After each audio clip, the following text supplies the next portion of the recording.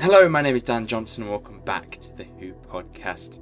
This month, I'm afraid I don't have a co-host, so it's time to do the obligatory end-of-year highlight reel. Those watching this currently on YouTube are subjected to my ugly mug as I sit here looking like I've dressed for a wedding. But if you're not aware of what I do here, get ready for the best moments, from silly to sweet, handpicked by me over the last 12 episodes. I like to be able to produce more episodes during the year, but things always seem to get in the way, particularly meal times. It's like feeding time at a zoo. I don't know how ready you are, but obviously, you almost ready? I've just I'll bring my pot noodle to my. Bring computer. the pot noodle to the computer. I'm bringing my pot noodle, and Running through your house with a pot noodle.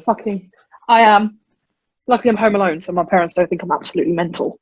Just running through the house with a pot noodle, talking to a computer. Pot noodle, headphone on, with a timer on, and running to a fucking laptop with fucking Doctor Who on. And Yes, of course, my room is completely dark. That's brilliant, isn't it? It does happen when you don't turn the lights on. You're not ready. Are you ready? I am ready now. I was stirring my pot noodle. Stir your pot noodle once it starts. Yes, I'm ready. On your marks, get set, go. We're out of fucking bread. You're too far away from the mic. We're out of bread. Well, you can't make a sandwich then. Whoa. You just got the ham on its own. Ooh. Never mind. You found the bread. Found the bread. You found the bread. Should we actually begin this while you make a sandwich? Wait, what are we actually talking about? Beautiful transition. Will did really like that sandwich, but of course not everything is as silly as that. At the start of the year, Yasmine and I discussed the life lessons we learned from Doctor Who and its effects on our lives. It taught me just to be kind. You know, you don't fight hate with hate, you talk to them. And I've always in high school broken up fights and things and said, right, you sit down and let's talk about it, because you're not going to get anywhere using your fists. You have to use your words. And I don't feel like I would have been taught that, because it's not something they really teach you at school. They just tell you to sort of, shake hands or hug if you get in an argument kind of thing. And that does nothing. Yeah. You sit down and talk it out. And I've always used that if there was ever a problem, you know, with a friendship group or with a teacher, I don't know, anything, any kind of situation. I'll just sit down and be like, talk to them. Yeah, like, I really hate your lesson plan. Can you change it up? You know, I would just sit down with people and I would always talk to them. Obviously, I'm not battling aliens or anything, but just battling everyday life, just to be kind, you know. And I don't think without Doctor Who, I would have necessarily had that, because obviously we all move on from trauma in very different ways. Some people will, you know, there's a thing of having almost two types of people. You will either move on, learn from it and say no one else should feel the same way I am, or that person should feel like how I was, you know, it in a way that, they deserve it kind of thing. They deserve to feel sad because they made me sad. There's always, you know, different ways that you can move on from trauma and things. So I always was that person of, that person doesn't deserve to be as sad as I was. You know, I hope that they are happier now and are in a better place. I don't know why that thing happened, but maybe they were in a dark place then as well. And I think it made me very sympathetic and empathetic towards everyone. In any situation, I'm always looking for, you know, if there is a person who started a fight, I'll go to them and be like, what's going on, you know? And I don't think I would have that approach to things if it weren't for Doctor Who teaching me to be kind first. And you're not there to win and be, you know, the whole winner of the situation. You're not there to be better than everyone else. You're just there to do the right thing and to be kind. And that's why I think it's so valuable for kids growing up, because without that, I wouldn't, you know, necessarily be the person I am today. I don't know how much like I can give credit to Doctor Who, because obviously part of it is my own, you know, perspective on what happened, and obviously people around me. But I think I do owe quite a bit to the show, you know. If you just heard double feedback, that is because my thing just slipped out. My headphone just slipped out. So if you just heard double Yasmine, that's fine. Yeah. So have you finished with your? Yeah. You a bit? Yeah. So I'll say a bit of mine. Well, I try and keep it streamlined. But I don't think you've noticed that I mess up my words a lot, like all the time. I can't get a sentence out. I'm going to move the thing. Hang on 1 second. When it came to Doctor Who and its kind of effect on me, I think that it all started back in, or when I first started watching it. I suppose my English was not great, just because I'm not very developed in speaking, and I had like a gunk in my ear, which made my hearing bad, which meant that I couldn't always hear properly. So that's why I say words weirdly. And maybe the ums and the as and the messing up of tenses is just a bit of stupidity sometimes. But sometimes it can be just a lack of understanding of the English language from just life and from when my ears were weird. So back then, watching a lot of Doctor Who is where I got a lot of my English from, as I later discovered at work maybe a year ago, when I was talking to my work friend, and he was telling me about how I sound like David Tennant trying to do an English accent, because people have told me that they don't know where I'm from. Some people think that I'm sort of doing an accent, or that I have an accent that you can't place. And I think it's because my accent's kind of, I don't really have an accent from where I'm from, because I don't sound particularly northern. That's because I'm not. No, I wouldn't. When I first met you, I wouldn't have thought you were northern.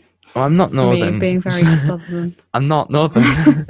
I'm. Well, you are in the north of me. I am to you. You are northern. I'm not that northern. I'm in the Midlands. It's called the Middle, which is a bit higher up, and with that, I think that it meant that the way I speak and the way I move my hands, and because you can notice in my videos I wiggle my hands around all the time. I flap my hands around a lot, and Matt Smith has a lot to answer for that.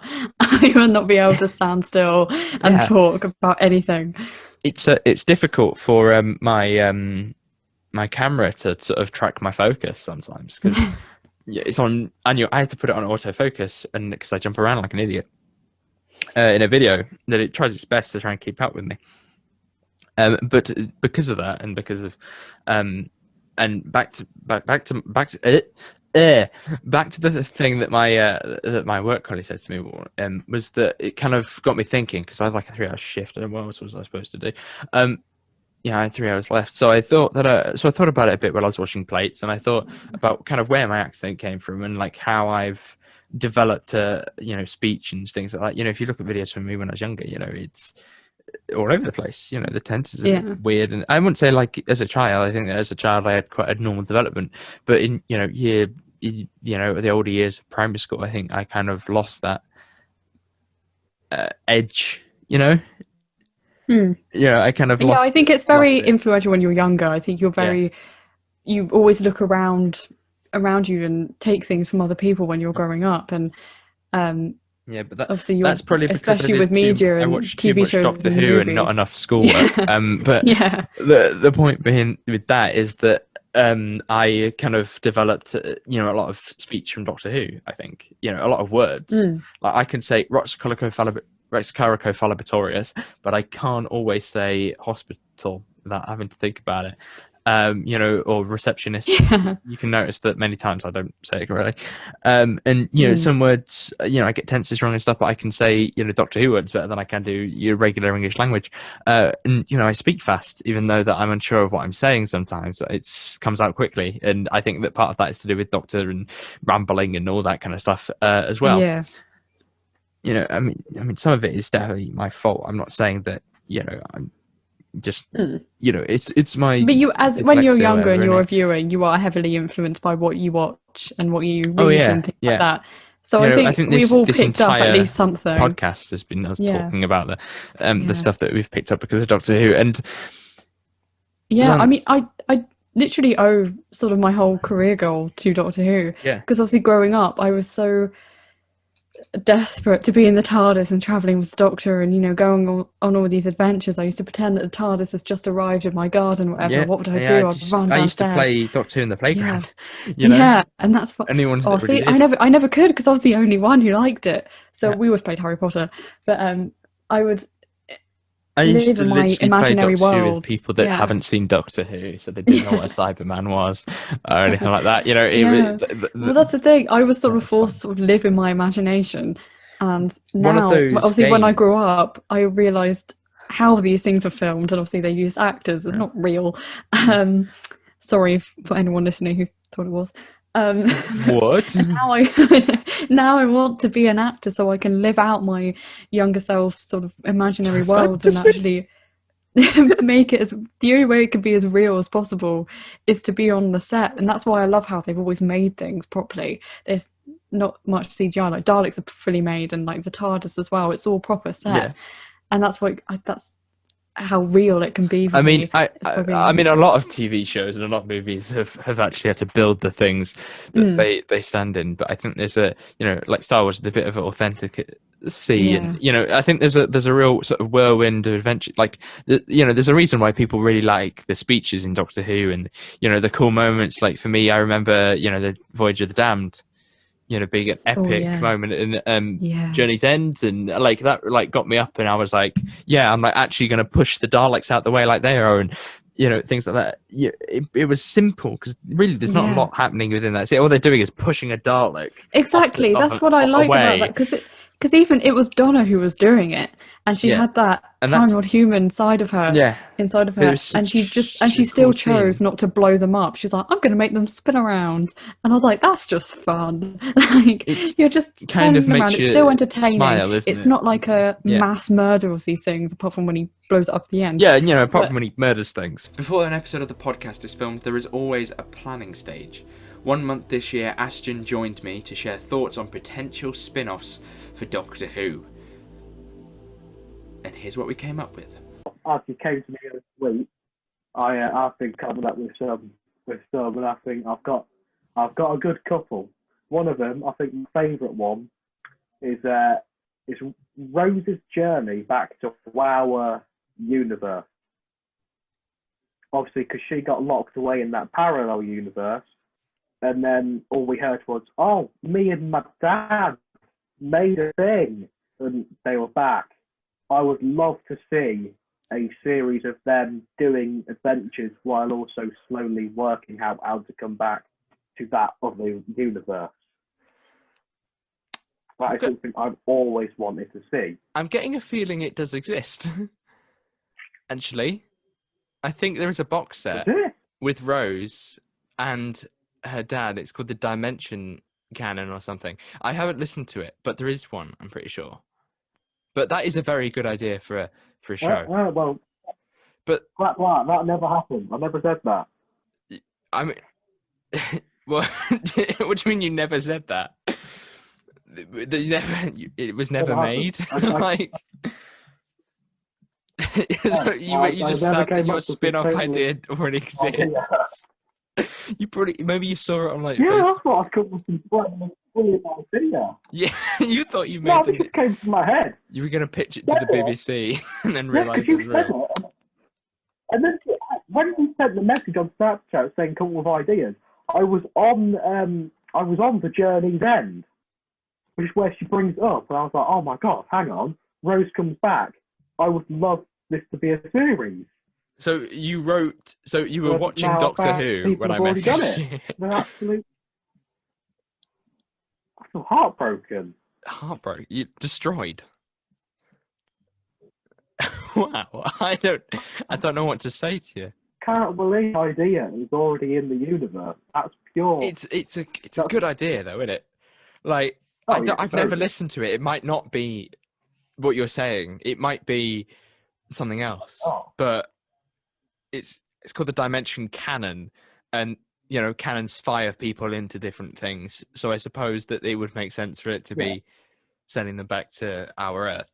Have you got any others? Because the first one sucks because it already existed. I have a feeling I have a feeling that all of these are going to be in existence.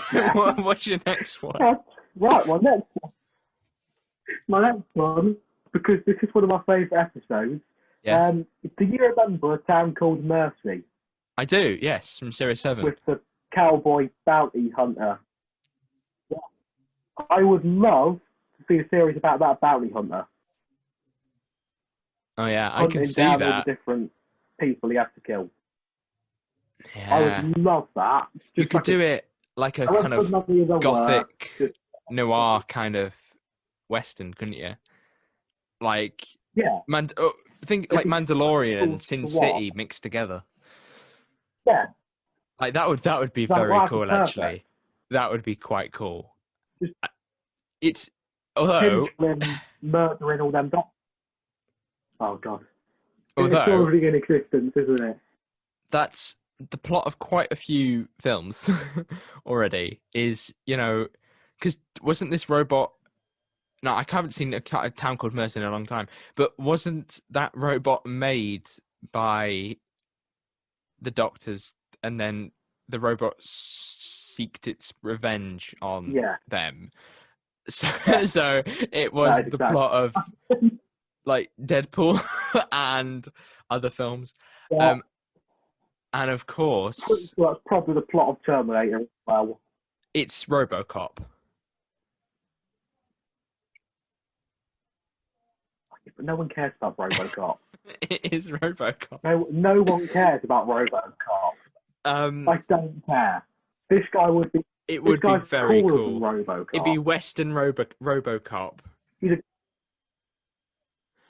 bounty hunting cowboy with a metal arm gun.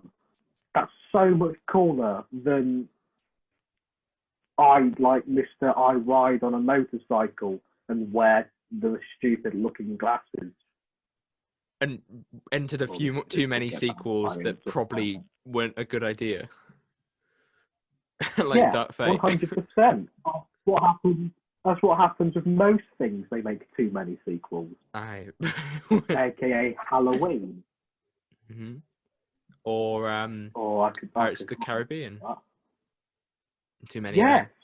There was no need for number 3 or 4. Well, I think they needed 3, but I think 4 was probably the limit. Like 4 was like, let's carry on. Why? And 4 was a bit naff. Like, the first 3 did well. Let's just do it. And it's like, no, you don't need to make more, Disney. You only need the first 3. Mm-hmm. And imagine how that's a lot of money made from like this idea that one person had, that let's turn that ride into a film. Yeah. But a lot of money.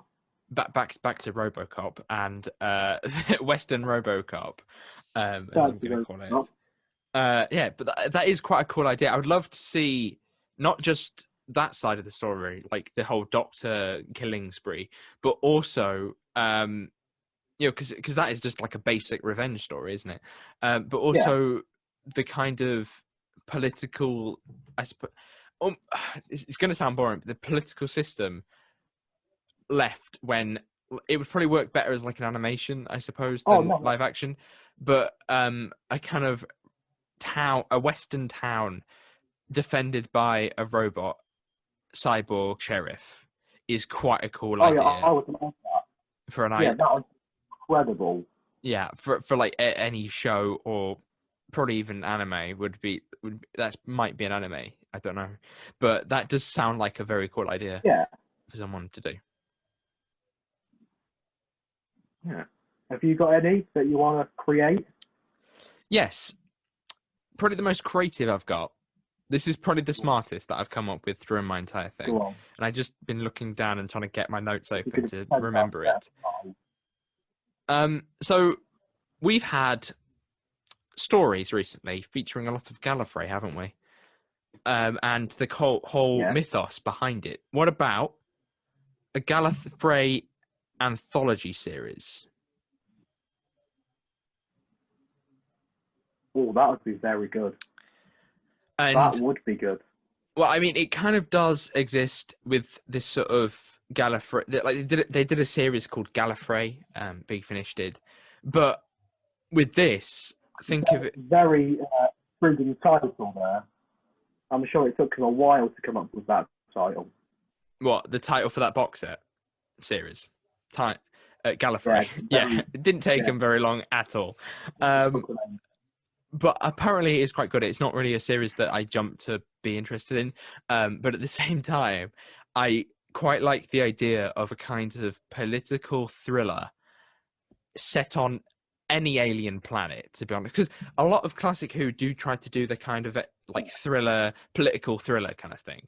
And I think that it would make sense within this continuity to do a Time Lord political thriller with, you could do you could do multiple series, and you probably wouldn't even need to touch the Time War with that. You could, like, the final series could be like Game of Thrones, and you could do a whole sort of thing about the Time War beginning and the end of Gallifrey and all that kind of stuff. I thought that would be quite a cool show, but that would be amazing. At the same time, it would be very expensive. I don't know if because you would need a lot of CGI places, and if you want to really sell the idea that it's an alien planet, even if it's one familiar to us, it would take a lot of money to have, even the Citadel made for a show.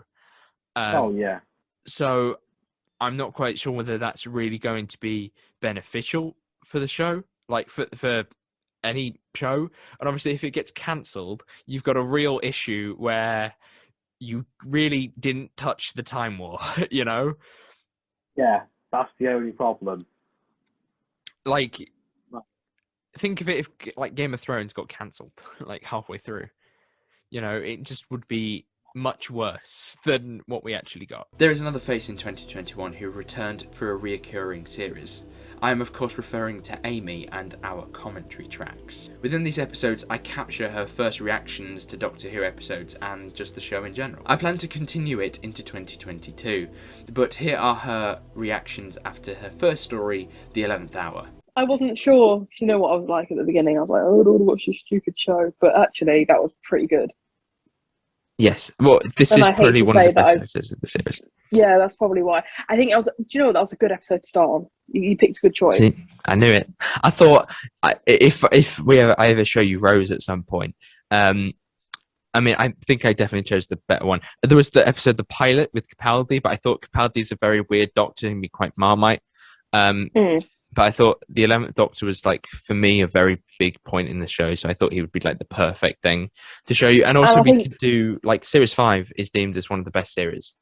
And obviously I would have showed you Series 4, which is also one of the best series. But Series 4 contains a lot of stuff that you won't get because it relates a lot to the past 4. See, that's what I mean. I think it was good because I think I mentioned before it would be good for you to pick a series where I have to start from right at the beginning. Like, for example, I can't remember what show. There's other not Doctor Who, but there's some other shows that I've been wanting to watch. But I've been hesitant too because I'd have to start all the way. That's it. I can't remember. I wanted to start watching Star Wars. Okay. All of them, and I've been meaning to watch it, but every time I've been just put off because a lot of people have been like, "Oh, you're going to start watching it from the way they released them or the way that the plot works." And I'm like, and you could watch Phantom Menace, wouldn't you, first? Do you know what I mean? And it horrible. Puts me off because there's so much. Because there's so many, like, for example, Doctor Who. There's so many series, and there's so many films of Star Wars and all that lot. It puts me off because I'd have to start right from the beginning. Yeah, there's something like 90 episodes of Clone Wars. So I'm glad that it's good that you started from right at the beginning of a plot. Well, see, because this is what I think is very good about Matt Smith's era. Even though, as I mentioned earlier, it's a little bit kind of rushed at the end. They kind of go, Matt Smith's going to retire as the Doctor, guys. We need to, like, wrap this up. Yeah. And I do wonder if things were different, what it would be like. But I think that overall it's quite solid. And I think that this series, the next series, does have some really solid episodes. That I think would appeal to you quite a lot as well. But obviously we'll have to see. Right, so you mentioned that you'd like to watch some more and do this as a series. I would like to do this as a series, to be honest. There's a lot of stuff here that I would like to talk about as a series.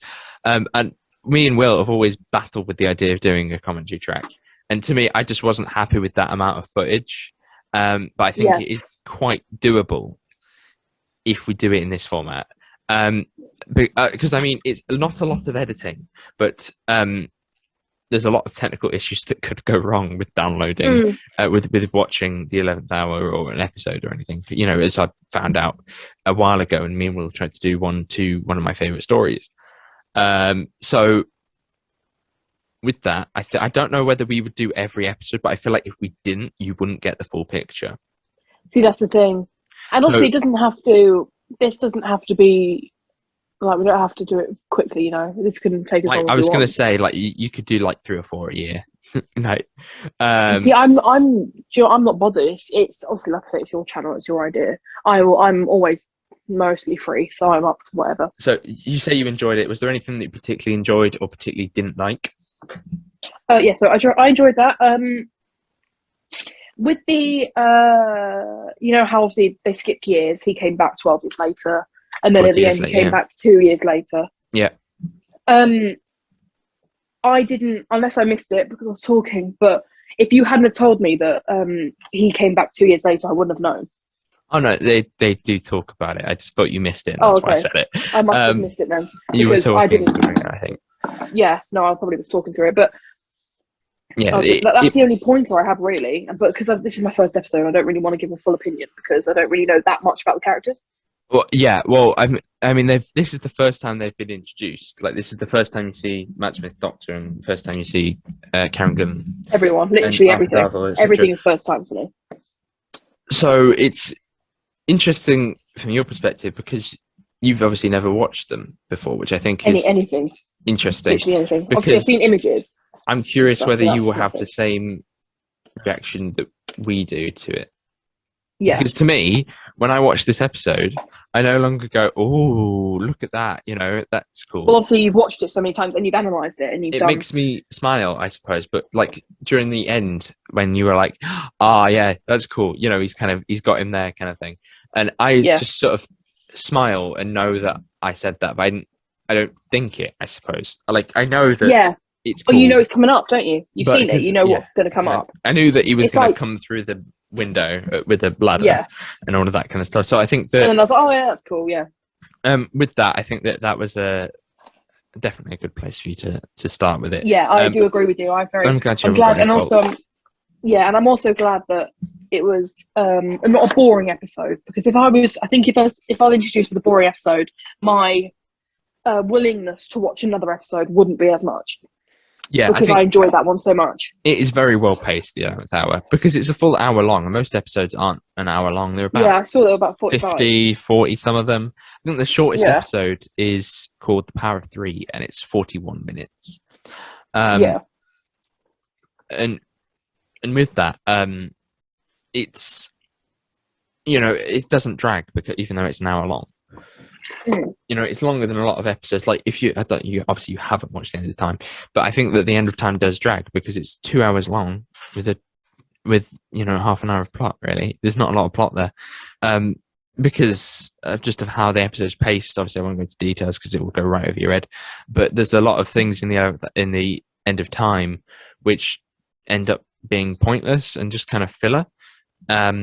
You know, what comes to mind is the whole thing about them sort of sneaking in to the building and all of that. It just feels like it could be sped up a lot more. And with the 11th hour, they never really stop because there's the time issue, which I think is a brilliant way for a Doctor episode to be framed because you've always got that time pressure that the Doctor must get to this point at this time. Otherwise, you know, the story falls apart.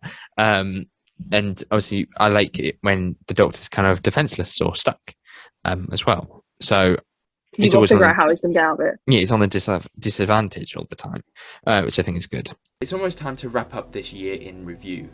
But first, I want to get heartfelt. 2021 has been a very chaotic year, but everything you've seen tonight has contributed to it being not so bad. For you, because obviously we talked a lot about your kind of career, I guess, here. Is there anything that stood out to you on that perspective this year? So this is not merchandise, this is you personally? Yeah. So, I mean, for me, 2021 had a lot of change just in my personal life. We completely moved to a different state, so, completely different house now. And obviously, for most of the year, I think for several months, I was parted from my collection, and that felt very strange. And it kind of made me look at it, and I had to pick what to keep with us as we, moved from. Oh, so did you put some of it into like some sort of storage or something like that? Right. For 6 months, most of my collection was in storage, and we were looking for. Was it 6 months? No, it was a while. Anyway, while we were looking for a new house, we stayed in temporary different places, and so I had a lot of it in storage for a while, and I actually got a BritBox subscription so that I could watch classic Doctor Who without needing to take everything with me.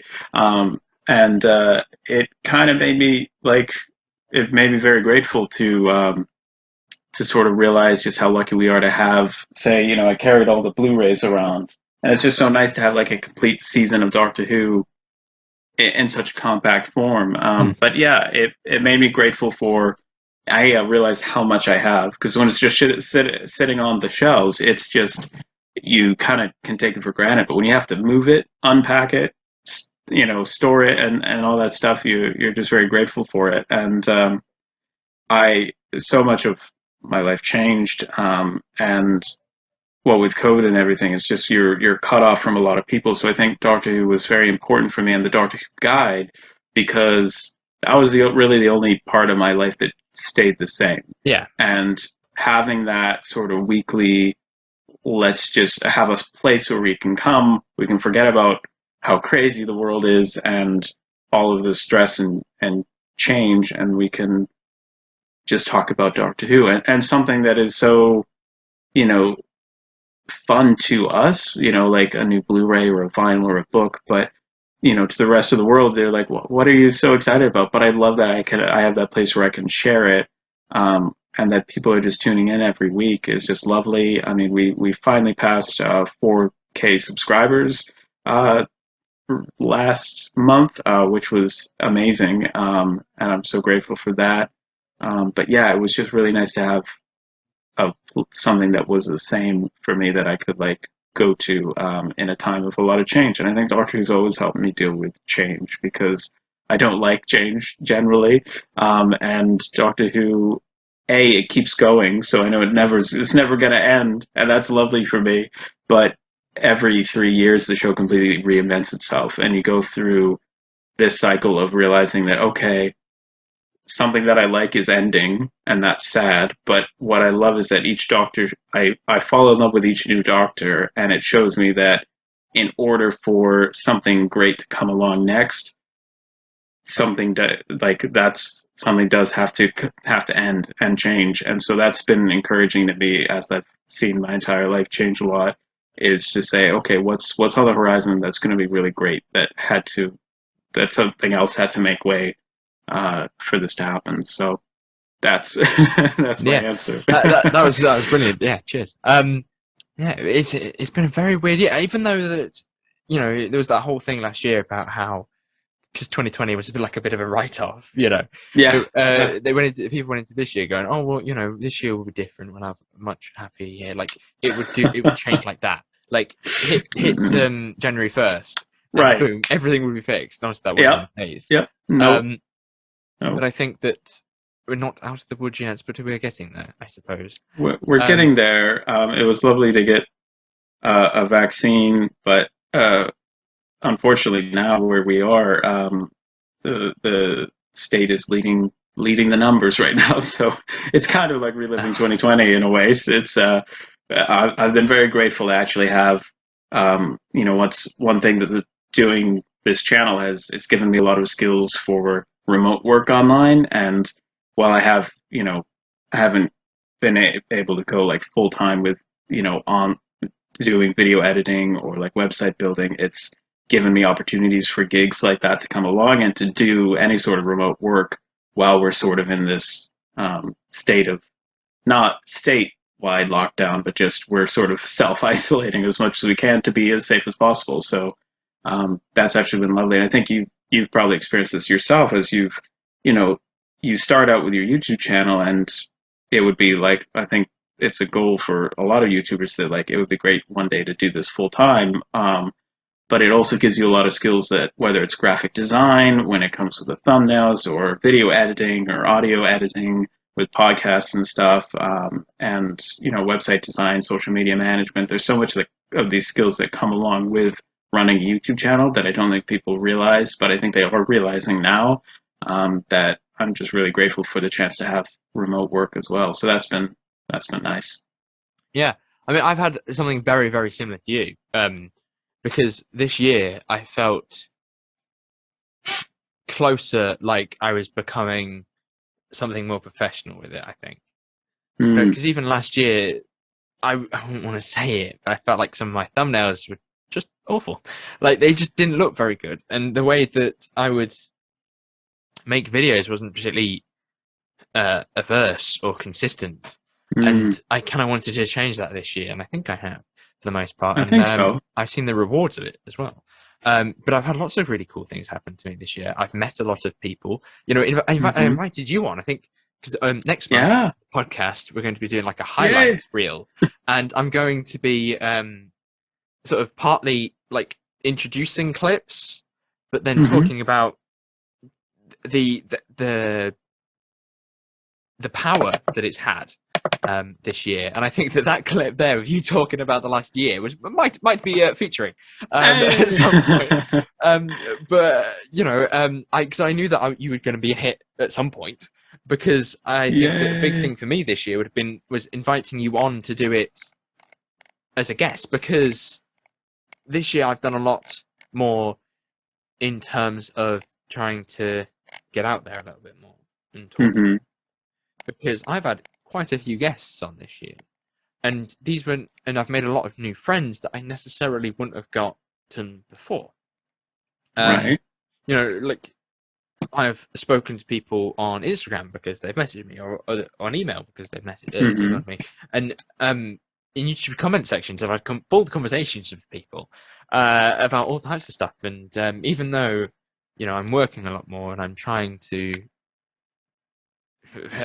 become a chef in some way, that's so cool. Get closer to doing that. I work in the kitchen for 30 hours a week, and then on the Mondays, the Tuesdays, whatever time in between is this stuff, and they know that I do this.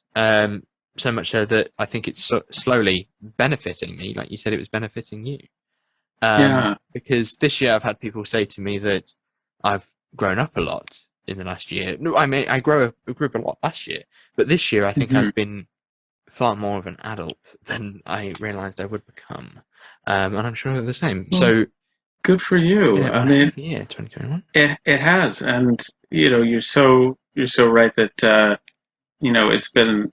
it's been just great to be able to connect with people, and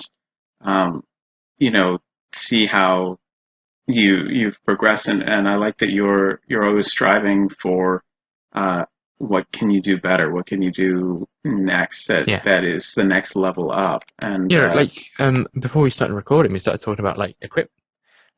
Actually, during the thing we started talking about equipment, and how last time I had this horrible light that didn't function as a light properly. And that was what I had to film videos, was this. It's not plugged in, is it? It is. But I had it. I shouldn't have been holding this, because that is not a safe light bulb. No. But yeah, so that would have been the thing that was filming my videos, and I used to sit up there and just setting up this one here. I've been adjusting the lights and stuff like that, and hopefully get a webcam next year, and I fingers crossed be able to buy some of my friends' microphones. That would be awesome. One thing I've noticed is your microphone quality, like especially when we do this every time. And by the way, it was a blast being on the podcast last time and this time as well. And I hope that it is much sooner than 6 months that I get to come back on again. Please, that would be awesome. But your mic quality is excellent, and yeah, as I filmed we stayed in various Airbnbs, so I filmed in so many different rooms this year. If you go back over my videos in this year, I think you see like 20 different locations. And what it's taught me is how to make do with what you have, and instead of saying, how to adapt, I guess, as well. Right, how to adapt. Like for me, I have a lot of issues with being in a different place. You know, like I have a lot of issues with the idea that of basically being out my comfort zone ever so slightly. And sure, each year my comfort zone gets slightly bigger. And I hope to be at that point in my life one day where I could go to a Comic-Con or something like that.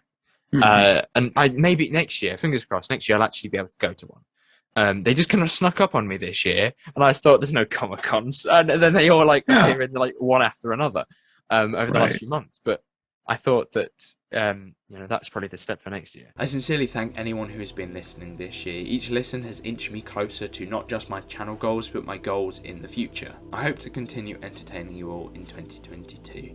Podcast episodes have always been a little bit difficult to end, so enjoy this montage of me trying to sign off. I'll see you in 2022. Should we end it there? We can do. So, thank you very much for listening. Hopefully you did enjoy it. What are your thoughts on Revolution of the Daleks? Put them down in the comments below. I thought you were asking me. We just talked about it. Put them down in the comments below. What are my thoughts? Oh, well, it was alright. I really enjoyed it, honestly. It's one of the best episodes. This intro is going to be interesting. I've got hiccups. So let's see how this is going to go. I'm going to try and hold my breath as much as I can. Thanks for watching, guys. Yeah, sorry about that. Shouldn't fake hiccups because it means you're going to get more hiccups. And I suppose I shall see you next month. Okay. Awesome. Goodbye. Oh, do you know what we should do? I mean, I think it would be a wasted opportunity not to get you on without you saying your catchphrase. All right. I nearly pressed the off button before I remembered doing it. Okay. Wait, I can't remember it. Grow your knowledge, connection. Knowledge, collection, and connection. Knowledge, collection. Collection and connection. Yes. Connection, okay. Okay, I'll just join in the end. You do your bit, and then I'll join in the end. Thanks so much for watching. If you enjoyed this video, please do give a like and comment down below. So excited to have been on the podcast. This is a lot of fun. And luckily, it's not just my channel, but also on Dan Johnson's. If you want to grow your knowledge, collection, and connection. Oh, that was awful. I was so out. But that's there. Is there anything else I need to mention? Because last time I forgot to mention the YouTube. Is there anything? I don't know. Is there? It'd be amazing if you did know. Yeah, that's it. So thank you very much for listening, and we shall see you soon. Bye. Goodbye. Oh, we have to say it at the same time. I have to say it first, and then you say it. Okay, do it again. Okay. Goodbye. Wait, who's saying bye first? I say bye first. I just said bye. Now you say bye. I thought you already said bye. You said it at the same time. Okay. Goodbye. Bye. That's bad. Cool. We've got the tradition. Why? So you can find us on multiple platforms. Here we go. Including you can find us on Spotify, Deezer, Apple Music, iHeartRadio, SoundCloud, YouTube, of course.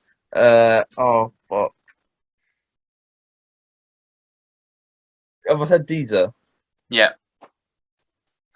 Apple Podcasts. That's iTunes. I said iTunes. Oh, well, yeah, you got that. Come on, Dan. Google Podcasts. Google Podcasts. Castbox. That's a new one. No, I think that's always been one. I think that's all of them. iHeartRadio.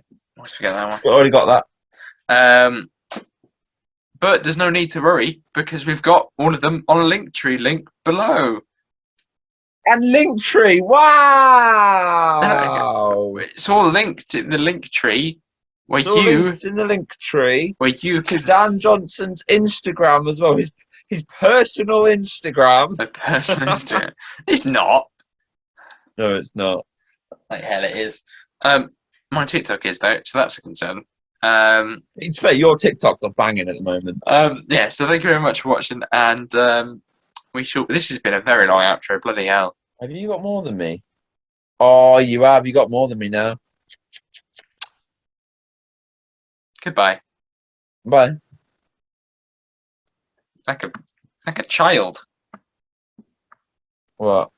Like a child. You got an attention span of a child. Thank you.